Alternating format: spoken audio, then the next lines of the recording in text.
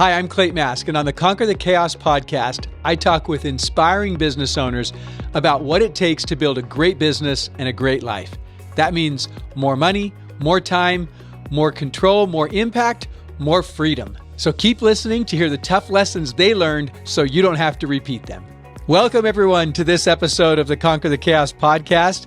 I'm Clate Mask, co-founder and CEO of Keap, and I am really excited about the guest we have today. It's going to be a ton of fun. So without further ado, let's welcome Brain Cain. Brian, great to have you.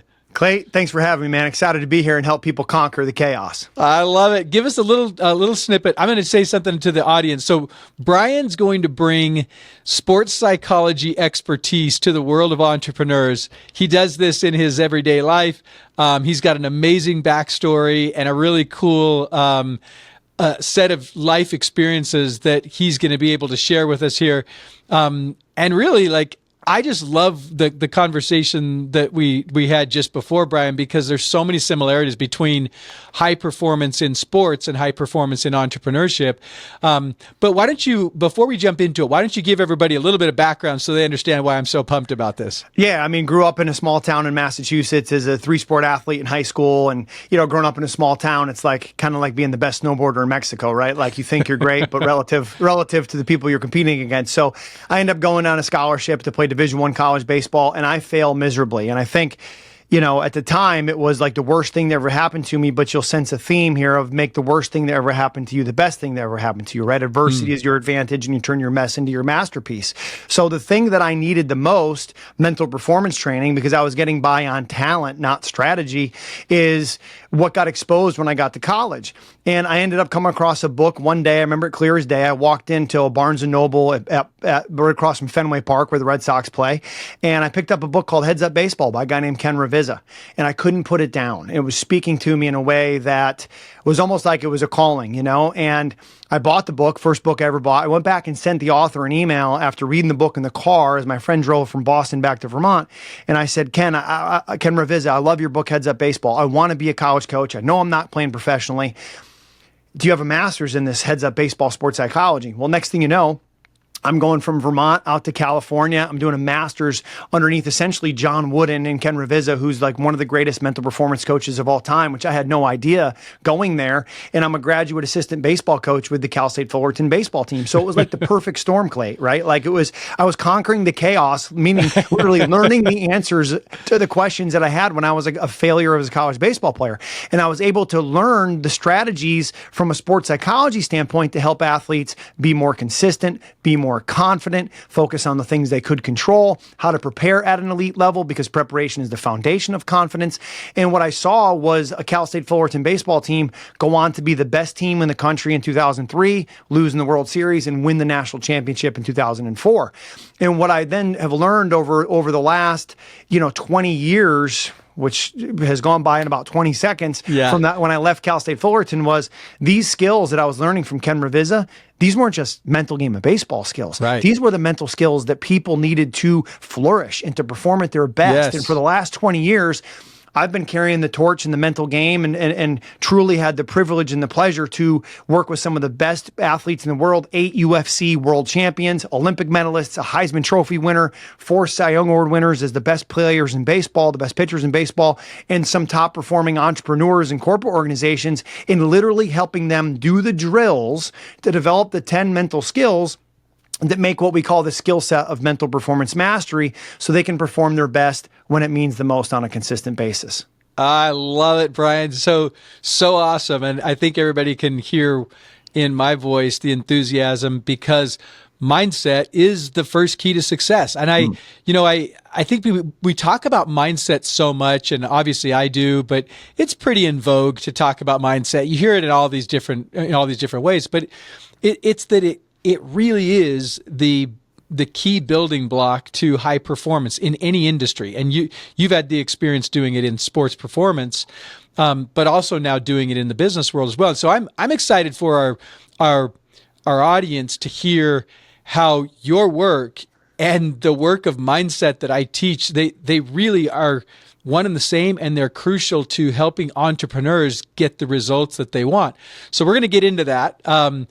And I loved your point that you made about the skills training. Like there's practices that we do. Everybody who's read my book knows that I'm like big on practice. It's the practices. And, I say all the time, practice makes progress. I'm not interested in perfection. Actually, Amen. Perfection causes all kinds of problems. It's the progress we care about and the practice that makes the progress. So I would love to hear, you referenced 10 skill 10 areas that they work on or skills that they practice. I'd love to dig in a little bit here during our episode on what is it that you found that high performers in sports do that high performers in entrepreneurship also do. Yeah, and the beautiful part about it is it's the same thing. They're just applied differently within the context of the entrepreneurship or the athletic arena.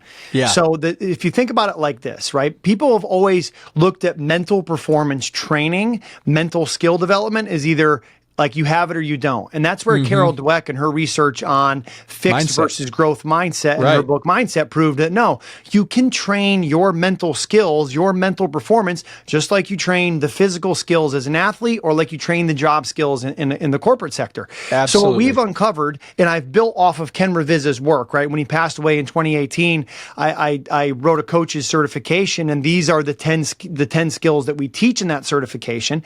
And if you think about it like this, simple concept. You do drills, training, to develop skills. And when you combine skills, it becomes a skill set. So somebody in sales has a different skill set than somebody who's in operations, such as if you look at a baseball field, a pitcher has a different skill set than a catcher. But if you look at any performer in any arena, they all have these 10 mental skills. Now, depending on the arena that they're in, the skills are weighed differently in terms of the importance. But here's the 10 skills that we go to develop. Let me pause real quick because you covered something. You passed on it over it so quickly that I don't want the audience to miss this.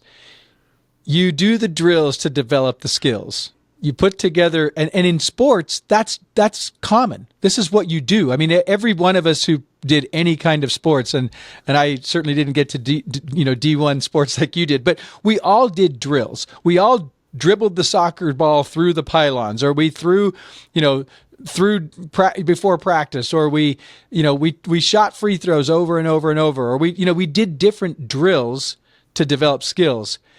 But in entrepreneurship, what you're saying is there are drills for mindset to create skills of mindset that you can put together in a skill set around mindset. It's exactly what we're saying. It's exactly what we're saying.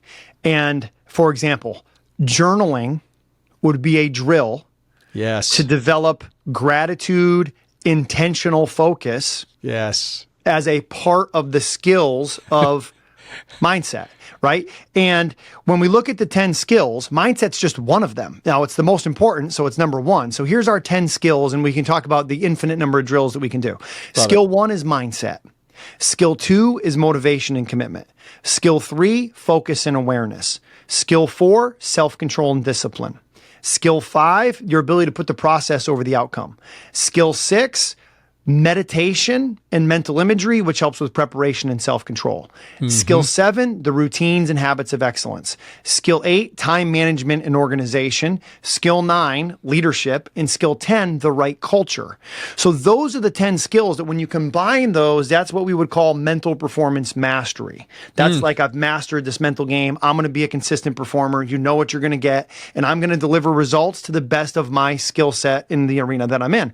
So mindset being the first skill, of those 10, I also would believe that is foundational, that if we don't get the mindset right, all those other skills are basically going to slip through the cracks instead of we get the mindset and then we work on the motivation and commitment and then the focus and awareness and we roll through developing all 10 skills. I love it. Well, right now we got a bunch of listeners that are trying to capture those 10 things. So is there, I know I'm kind of jumping to the end in case there's something you can provide to them, or should we put it in the show notes? How can we capture those 10 things so that people can get that in their mind? Yeah, for sure. Absolutely. So let me give you a couple resources. The first one is if they go to my daily podcast, because I believe we develop any skill with consistent repetition. So I have a daily podcast that we can link to below here called Mental Performance Daily, where every day I share in 2 to 3 minutes, short form, some nuggets around developing those 10 skills. Cool. The second place that I would go would be my book that I wrote called The 10 Pillars of Mental Performance Mastery. You can pick this up on Amazon, and it's an inspirational fiction that runs you through all 10 pillars. If you are somebody who's looking from a coach standpoint or a parent standpoint and being able to train our people in mental performance, I would check out our Mental Performance Mastery Coaches certification, which you can get over at briancain.com. And then also, if you engage with me on Instagram at Brain Cain Peak, those are all places where, okay. I'm not saving any bullets here, right? I mean, we only get to do this one time, Clate. So I'm giving away everything that we can to try to make an impact, because the mission here is to educate, empower, energize other people to be their best. So the podcast, the book, the Instagram, briancain.com, the website, all of those will be places they can get more. Okay, awesome. So the resources are there, folks. Let's jump into the mindset. I wanted, your mindset is the thing that leads to, you start there, just like I start with mindset on the six keys to success for entrepreneurs. And I see, I hear in your 10 things, some things that are very similar to what I describe in terms of vision and rhythm of execution. But help us understand, what are the drills that you do to develop that mindset of success? What are some of the things that you recommend? Sure. Well, let me give you the first one I call having a one-word focus. So your one-word intention, right? If let's say you divide the year up into quarters. So let's say we're in quarter 2. What would be one word that if you could live in alignment with every day and check yourself against as an accountability partner with yourself, that would give you the best chance to show up the best version of you? For me currently, that one word is clarity. And when I say clarity, I then dive a little bit deeper into it. Well, clarity, what does that mean? It means there's things I do and things I don't do. And the things that I do are fitness, family, coach, and create. Everything else gets turned over to either delegation or automation. So for me, that one word has helped me drive me with consistency. I'd have performers whose one word might be energy. And their whole goal is to be consistent with what that looks like in terms of tracking sleep, whether it be with an Oura Ring or some other type of device where it's what time do I go to bed? What time do I wake up? Somebody might have a one-word focus of, confidence. And then they would come back to how they're going to carry themselves with their body language. They might write down every day the reasons why they should believe in themselves, kind of like making deposits into a bank account. So one-word focus, setting that for yourself is a clear drill to develop the skill of mindset. Let me give you a couple more. Sure. Okay, another one would be coming up with what I call your 3 keys to keep it simple. So when you're performing your best in any arena, what are the 3 things that you do that when you show up, that's allowing you to be the best version of you? So for example, I had a call before this one with a Major League Baseball hitter, and one of the guys, top 10 hitter in Major League Baseball right now. And he said, my 3 keys: see the ball, be easy, and hammer it. Very baseball specific. I had a call earlier today with somebody in sales, and they said, bring energy, listen, and ask. And that was their 3 keys. Like, they're bringing energy on the phone call, they're listening to what's being said, and they're asking questions and asking for the sale. So if they just do those 3 things, they're going to perform at their best when it comes to a sales standpoint. So I think identifying and just asking yourself, pressing pause long enough to go, when I'm performing at my best, what am I doing? And make those your 3 keys to keep it simple. Yeah, pressing pause long enough to be able to identify those 3 things. By the way, this is why, to me, the morning mastery is so critical, because it's in those morning moments that you frequently develop the clarity to start to go, oh, okay, this is what my one word focus is for this period of time. This is what my 3 words are that I bring to anything that I'm doing successfully.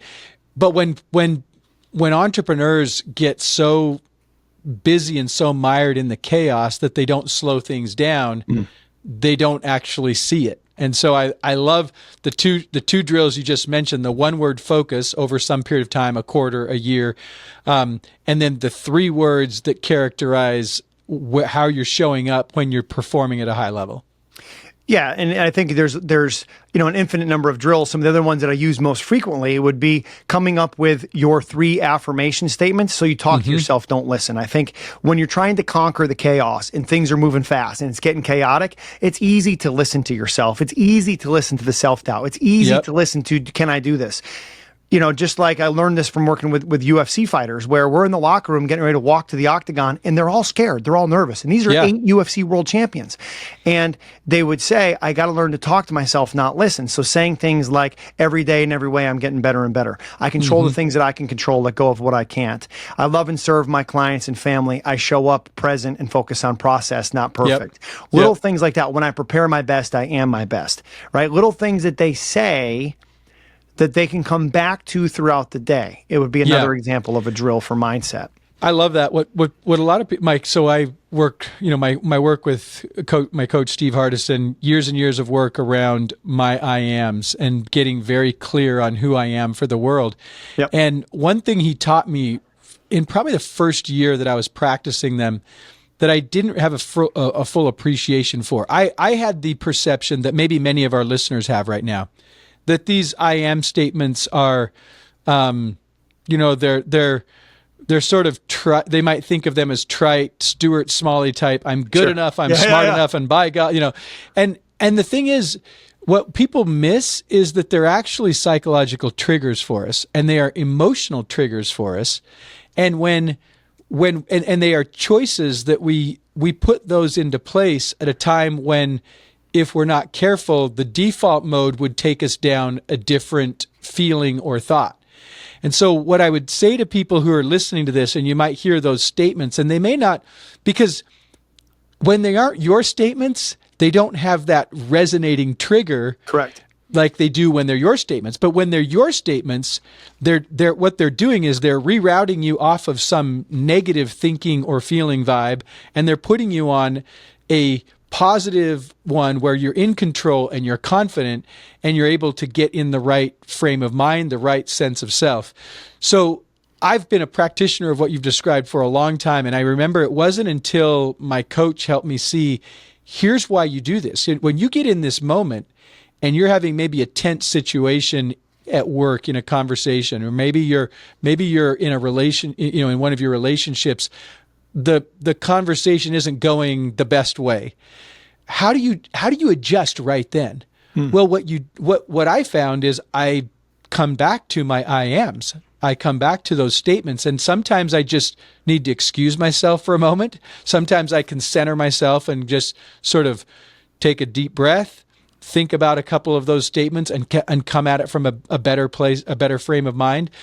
But for entrepreneurs, what happens is we get in the grind, we get going, and if we don't develop those little cues that move us off of a negative path and onto a positive, creative, collaborative path, then we miss the opportunity to perform at a high level in that moment. And it's only the accumulation of those little moments that result in large results of high performance that we're after. So when we can figure that out in those little moments, the way you just described, it makes all the difference for entrepreneurs. I hope we've unpacked that enough so that people hear the brilliance of what you're describing and don't think of it as, oh yeah, I've heard this, affirmations. No. Yeah. It's quite different for high performers and quite different for entrepreneurs. Well, and I think this is just the tip of the iceberg, right? Like you're saying, it's the compound effect. It's the consistent. Yes. There are no big things, right? When we talk about just mindset, let me share some foundational. There are no big things. All big things are just a series of small things over time, right? Confidence is a choice. Confidence is not a feeling, it's an action. It's something you do with your body language, your focus, and your self-talk. Stop comparing yourself and start competing with yourself, right? Yes. Because comparison is the thief of all joy. Focus more on execution instead of expectation. It's supposed to go this way. No, it's going the way it's going. What are you going to do next? That's the mentality, right? Turn your I have to's into I want to's and I get to's. Show up with gratitude, because gratitude is the antidote for entitlement and complacency, which a lot of people will get sucked into as entrepreneurs because they think that they've arrived when they do something good, instead of, no, you're always arriving. You've never become. Right. So there's so much to unpack with the mindset. The journal of in the morning, right? We do a morning and a PM journal. Is the morning, 1 word, 3 keys, 3 affirmations. PM, 3 gratitudes, three wins, 3 gratitudes, and a start, stop, continue assessment of my behavior.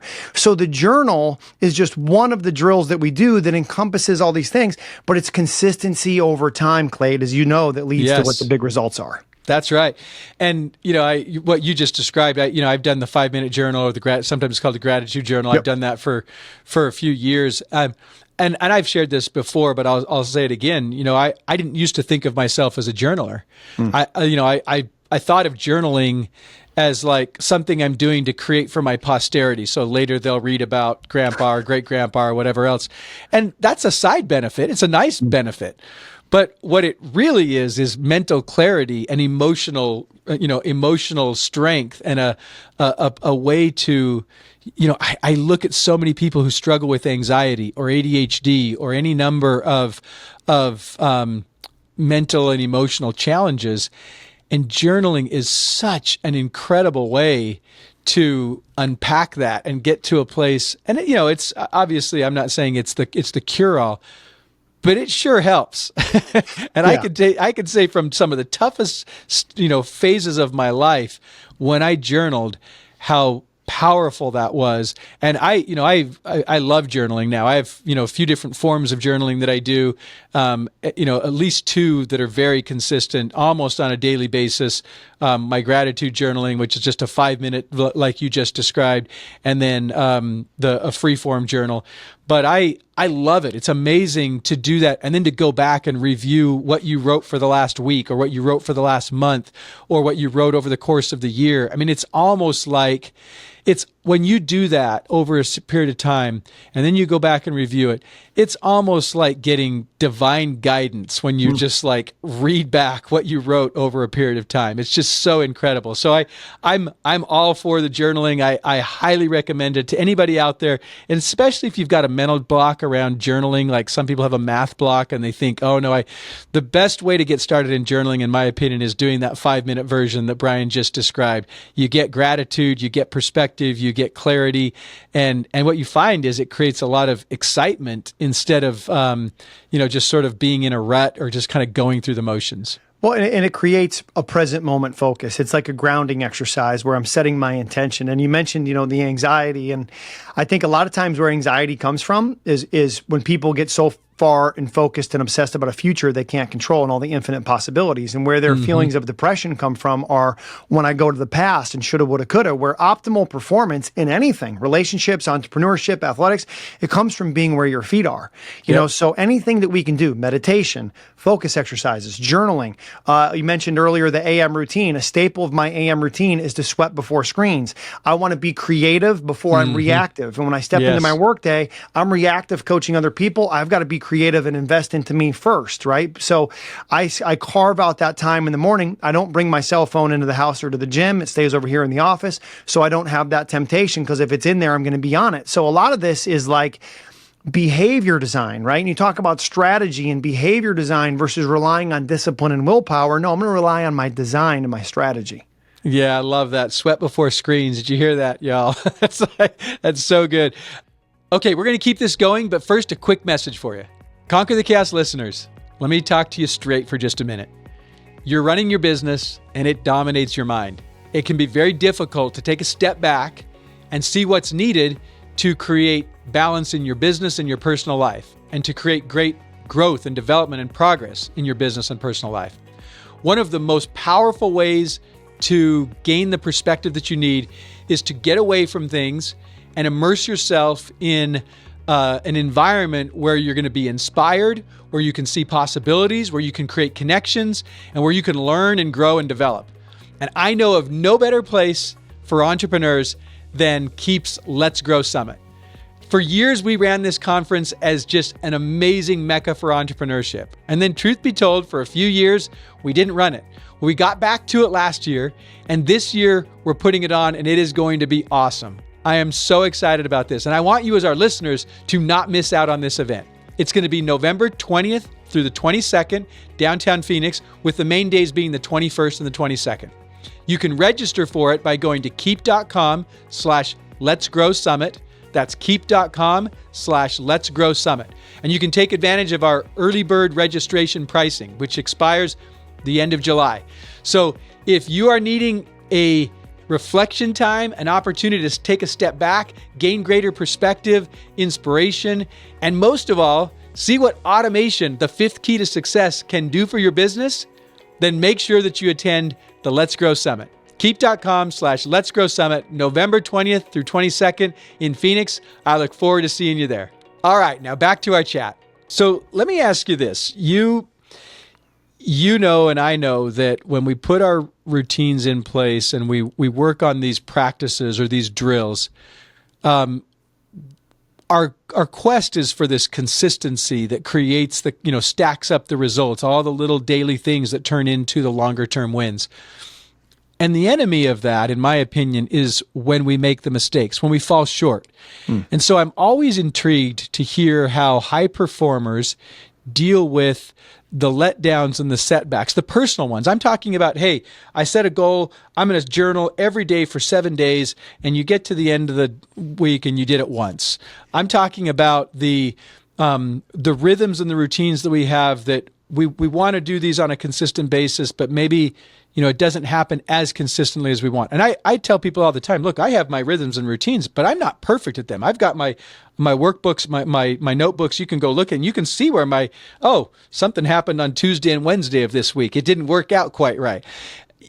The reality is, I think most human beings over accentuate the shortcomings, and they underemphasize the consistency, the things they do. So if there's a week and 5 out of the 7 days you got it, we beat ourselves up because we missed it on 2 days instead of recognizing the 5. I'm wondering if there's anything, you work with some of the top performing athletes in the world, and they're not perfect. They make mistakes all the time. I would love to hear if there's anything from a Cy Young winner on a mound who figures out, hey, how do I deal with the shortcomings? How do I deal with when I didn't do what I said I was going to do? How do I overcome that and keep moving forward toward consistency and progress instead of beating myself up, which a lot of times high performers and entrepreneurs are very good at beating ourselves up. Yeah, and a lot of my clients are professional, beat themselves up too, right? They're great. They're great at that too. But one of the ways we work with that is to focus on progress, not perfection. And we realize that the perfect is the enemy of great. Yes. And when we talk about progress, right, one of the things I come back to, Jim Collins in his book, Good to Great, he says, you got to be consistent over time. You have to describe what you do as a process. So one of the first things I do with athletes or with any entrepreneur that I work with is say, let's be able to describe your process. So we start with a concept called the success checklist. And with that success checklist, it's all the behaviors that they want to do on a daily basis, and they have to then be accountable to whether they did it or not. And those behaviors show up in 3 areas: in their energy, how they took care of themselves; in their work, how they took care of others; and with love, how they took care of the people in their family, right? Their closest people. And then we track those behaviors, and every time we get on a call, it's one of the first things we look at is that success checklist and say, are you living and behaving in alignment with what you said you wanted to do? Because what you say and what you do can often be different. And then we take the mentality, because they'll often start with a lot of red marks, meaning they haven't done what they said they wanted to do. And we always celebrate that. We celebrate it by saying good, and we celebrate it by saying everything is data. And everything is data, and we're going to use that information to help us to continue to get better. But if we are taught, right, that we have to be positive all the time, well, I'm not going to be positive when I look at your list and a lot of it is red, meaning you didn't do it, and you shouldn't be positive with yourself. But you shouldn't also hammer yourself and be negative. You should be neutral. And neutral thinking, in control of yourself, so you can be in control of your performance, is where the magic happens. And being able to stay in that neutral place makes you a more accurate evaluator, and you can say to yourself these 3 questions. 1, what was I trying to do? 2, what did I do? 3, what's my next best decision? And if you can literally make it that simple, what was I trying to do? What actually happened? What's my next best decision? That's where you're going to get a lot of data from, and realize that failure is feedback. Like if you're not failing, you probably aren't challenging yourself enough, right? And Kobe Bryant was asked one time what losing felt like to him. And his answer was phenomenal. He goes, oh, it's exciting. It's exciting because there's answers there. There's answers there for you to get better. He's like, and whether you win or you lose, your process of reflection has to be the same so that you can learn from it. And he literally goes into what we call well, better, how in the field of mental performance training. He goes, you got to ask yourself, what did I do well? What can I do better? And then how can I do the things I did well again? And how can I avoid the things that I didn't do well that I want to do better? How can I do them better? So that reflective piece I think, and being able to stay neutral and look at it all as data really helps people to continue to move forward and stack days on top of days, which turn into weeks, months, quarters, and year. And you look back and go, man, I got a lot done in the past year because I just was biting the elephant. Oh man, there's so much good stuff there. I wish we had time. I'm just to emphasize a few things. Staying neutral. It's just data, right? Yep. And recognizing, okay, what was I trying to do? What did I actually do? What's my next best choice?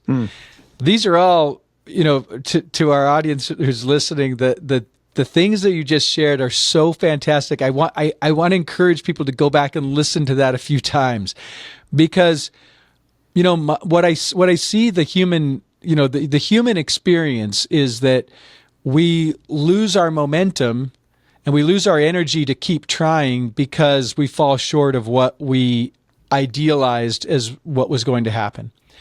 And so there's this very tricky thing that we're doing as we're working to become our best selves, that if we just keep working at it, see, what was I trying to do? What did I actually do? And what's the next best thing? And what did I do well? What can I do better?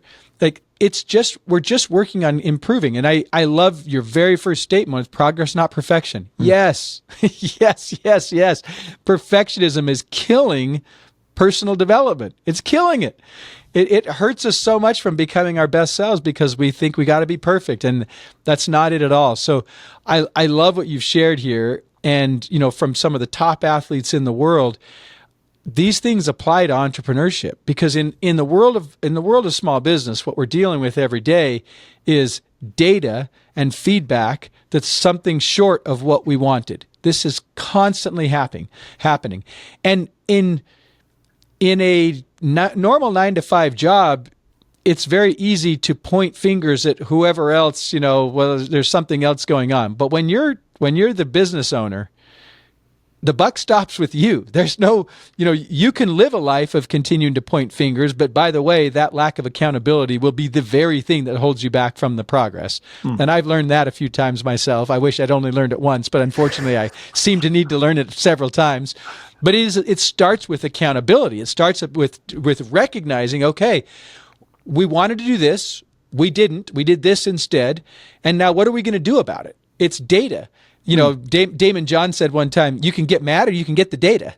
And Kobe Bryant saying you can get mad about losing, or you can see in it the seeds of improvement, the seeds of success.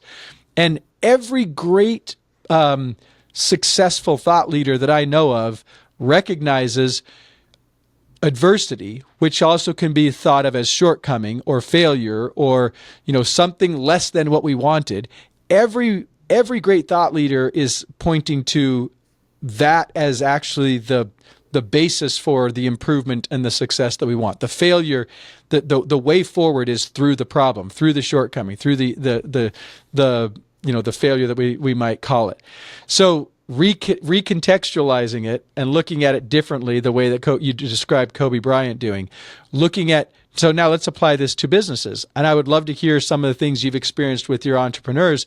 I certainly have been in many masterminds, many coaching sessions, many strategy sessions with my executive team, our leadership, and you fall short of something. Well, what do we do about it? I'd love to hear how you've seen these principles translate for entrepreneurs and business leaders that you've taught. Yeah, and I can summarize it in 3 words: awareness, strategy, action. Awareness. What happened? What's the data? Where are we at? Where do we want to go? Right? What's the gap between where we are, where we want to go? That's awareness. Yeah. Strategy. What are we going to do to close the gap? We then action. We put those said strategies into motion, and then that cycle revisits itself, right? It's a cycle of awareness, strategy, action. Every time we take action, we have more awareness, more data, more information, better strategy, hopefully action, better results, more awareness, and it keeps going, right? Because you're always doing 2 things. You're operating with the business that you have and trying to grow the business that you want, right? And as you're trying to make transitions and grow your business, what works this month might not work next month, right? What works this year likely isn't going to work next year, or at least not all of it. So you have to stay ahead and you have to stay aware. And awareness is the first step to growth. The biggest challenge I see, Clate, for entrepreneurs, small business owners is They don't have good enough systems and processes where they build awareness and they build process into their daily routine or their weekly routine. So I like to share a concept that I call the 4-step personal development formula. You could easily say it the 4-step business development formula. Okay. Step 1 is set your intention. What do you want? Step 2, schedule it. Who's going to do what by when? What does your calendar look like? Don't tell me what you're going to do. Show me what you're going to do. Mm-hmm. Step 3, measure it. Get the data, whether it's a success checklist, whether it's a P&L, look at the data. Step 4, reflect and refocus. Well, better how, or start, stop, continue. Mm-hmm. You know, what were we trying to do? What did we do? What worked? What's the next best decision? Won't set your intention. Schedule it, measure it, reflect, and refocus. Get the data, set your intention. Schedule it, measure it, reflect, and refocus. If you stay in that cycle, you're going to get results because you're going to be ahead of the curve and you're going to be adapting and adjusting as you go, right? A lot of times, the opposite of perfection would be your ability to adapt and adjust. And the best entrepreneurs, the best small business owners, they're able to adapt and adjust because they're aware. Love it.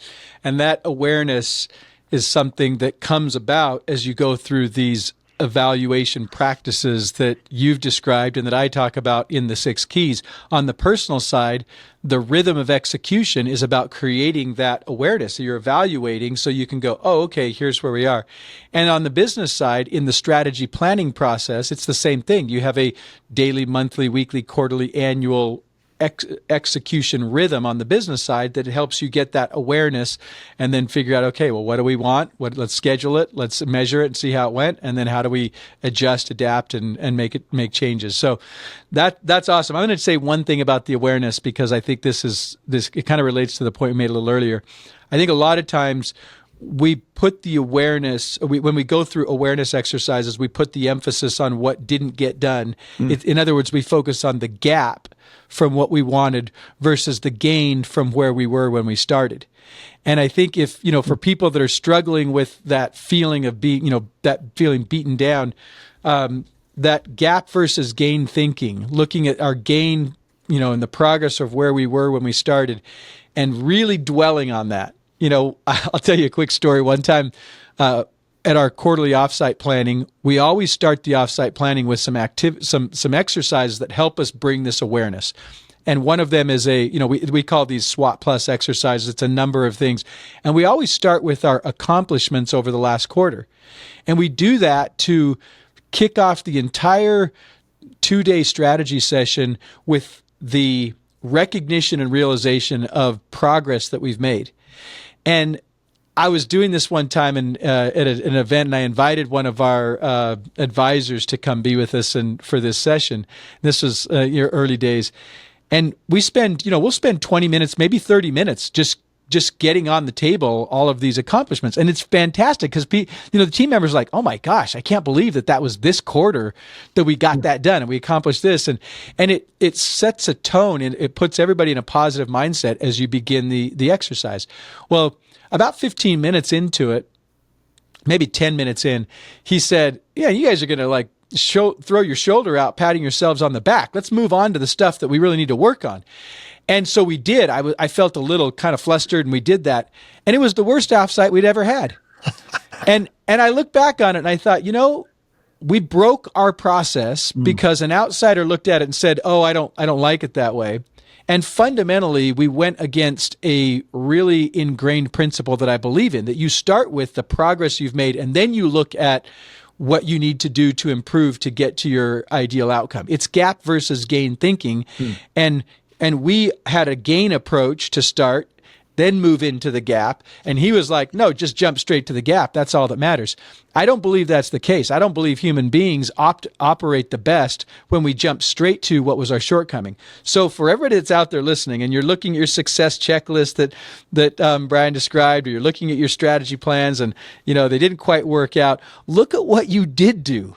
look at how much you did accomplish, because that usually creates amazing fuel to move to what didn't get done and how you can improve. So anyway, if I can add to that real quickly, there's a ton of research that says that nothing succeeds like success, right? Yeah. And that's where, like, the success checklist, you check it and it's either green, I did it, or red, I didn't. And they both provide awareness, but the ones that perform at the highest level, when they're hitting that button green every day, they're getting a significant dopamine hit saying, yep, that's me. And they're casting a vote in their favor to be a successful small business owner, to be an entrepreneur. They're casting a vote in their favor with their behavior. And ultimately, that's all success is behavior on purpose, with purpose, over time. That's all it is. Unless you get lucky, of course, but I don't think I've ever gotten lucky. No, I think the old saying of the harder I work, the luckier I get is another way of saying, when we stack together days, moments, hours, days consecutively, those start to turn into big results. And there are no just big results that happen. It's us working and stacking up those things. It's why you and I feel so passionate about the morning routine and the mastery that you create for yourself physically, spiritually, and emotionally in the morning that kicks off the entire day.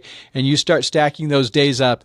Man, I say all the time, show me your morning routine and I'll tell you in 5-10 years what it's going to look like. I mean, your life's going to look a certain way based on that morning routine. Amen. Amen. And when I was 240 pounds with a 44-inch waist, my routine in the AM looked a lot different than it does now. That's right. 15 years later at 185 pounds with a 32-inch waist, right? But my morning routine looked completely different. It was ESPN, it was social media, it was no movement. And now it's all movement and self-development, and the results compound over time, So the idea of, like, your first win should be something that you do in the morning for yourself. And the other piece to it, I think, is, like, life is going to happen. Like, I just went on a road trip, the first road trip since my second child has been born. I got so far out of routine. I was like, who is this guy on the road? Like, what's he doing? Right? This is not how I normally live. It's not how I want to live. And what I realized was sometimes life is going to dictate that you take an off day. Life is going to dictate that you miss your workout day. Right. Mm-hmm. And then James Clear, in his book Atomic Habits, he talks about how you're going to miss a day, just don't miss two. Because if you miss two, the research would show that it's habit suicide, and you're probably going to miss the next 20. So if you miss one, good. Be aggressive, get right back into the game the next day. I love it. That one's fantastic. The other thing I share with people all the time is have a variation of your morning mastery. So my normal morning mastery is 90 minutes. I can flex it up to 2 or 3 hours if I've got more time that day and I really want to do it. But I can also do a hour version of it, a 30-minute version of it, and I have a 10-minute version of it as well. And what I find is, because I'm a person that exercises, if I'm on the road and and it's tougher, I might be doing 10-minute versions for, 3 or 4 or 5 days, but I stick with the routine. I stick with the mastery, and I do it because I love it. I absolutely love it because of the what it provides to me mentally, physically, spiritually, emotionally. It's such a gratifying thing. But I love your point about don't do it 2 days. I remember I was doing a pretty intense weight program one time, and they said, look, it's a holiday, not a hol a month. And that's the point. Like, you could take a holiday, don't take a hol a week or a hol a month. Yeah, right? yeah. It's the accordion, right? Like you're saying, it's the accordion. Be able to take the routine, be consistent, not rigid, be able to adapt and adjust, and be able to accordion it from 10 minutes to 3 hours, right? And I think that is the key with this, is the flexibility, not the abandonment. And too many times it goes back to what we're talking about with perfectionism of, I can't do the whole thing, so I'm going to do nothing. Exactly. Or like we hear all the time, the hotel gym isn't good enough, so I didn't work out. You don't need a hotel gym. You need a floor. Right. You don't even need a floor. Just do whatever you need to do, right? I mean, you can get a workout literally in a phone booth if you're consistent and you want it. Yep. Love it. Brian, this has been so fun. I appreciate you sharing with our audience what you've learned over years of practicing sports psychology, applying it now to not only world-class athletes, 4 Cy Young winners, 8 UFC champions. You've worked with some of the top performing athletes, but also now taking that and applying it to entrepreneurship and small businesses. And I know you coach and consult them as well. So as we wrap up, first, anything that we didn't cover that you want to make sure you share? And then second, just reiterate where people can learn more about you.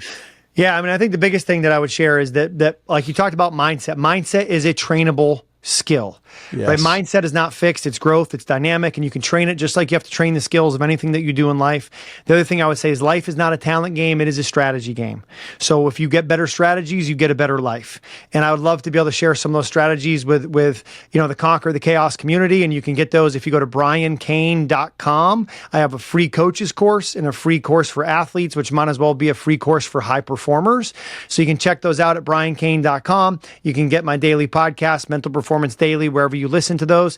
And then obviously, if I can be of any service to anybody, my email, brian@briancain.com. You can also just contact me through there at my website as well. Awesome.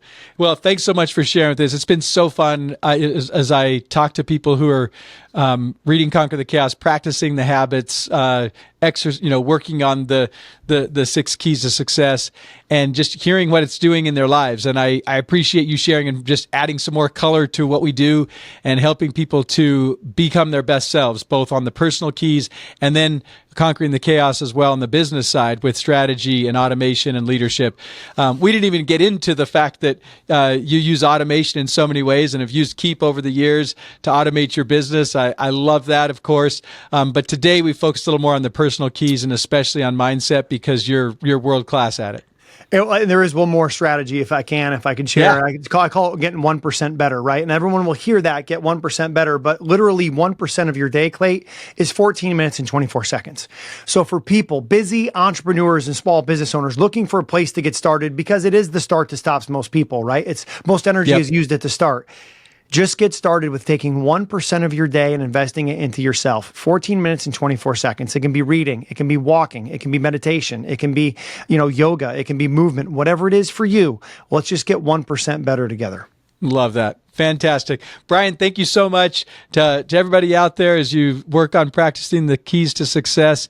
Mindset is number one for a reason, and Brian's done a great job sharing with us a bunch of specifics around that. My main takeaway is, as you described, mindset can be trained, just like our bodies. We can train our minds, and hopefully people heard some great things about how they can train their minds. So till our next episode, everybody be out there, keep growing your business, and conquer the chaos. Dominate the day, the gain versus the gap. Let's get it. I love it. Thanks, Brian. Take care, everybody. Thank you. Appreciate you.